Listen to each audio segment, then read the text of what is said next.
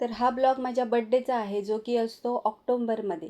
त्याचा झाला असा, मोबाईल स्क्रोल करता करता हे व्हिडिओचे क्लिप दिसले. तर चला म्हटलं आज तुमच्याबरोबर शेअर करूया.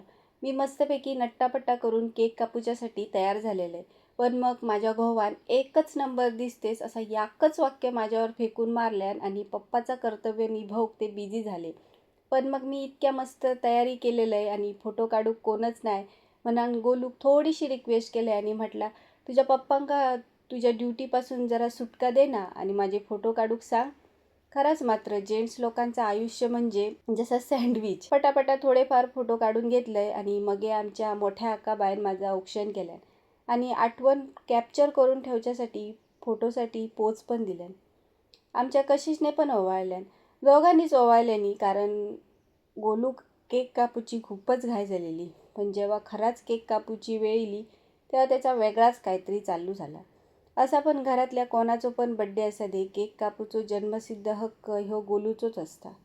जसा केक कापूचा त्याका याड हा, तसाच केक खाऊचा पण याड असा.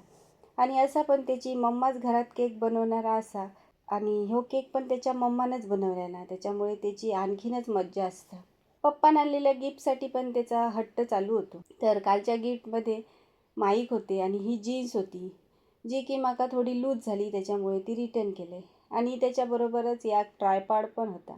ज्यांका यूट्यूब एकदम झिरोपासून सुरुवात करूची हा आणि का जास्त काय इन्व्हेस्टमेंट करूची नाही, त्यांच्यासाठी हा ट्रायपॉड एकदम चांगला ऑप्शन आहे. आणि आपल्या स्वप्नांसाठी आपल्या फक्त नवऱ्याचा सपोर्ट असलो ना, की बाकी दुनिया आणि घरातली माणसं आपोआप सपोर्ट करतात आणि तोच सपोर्ट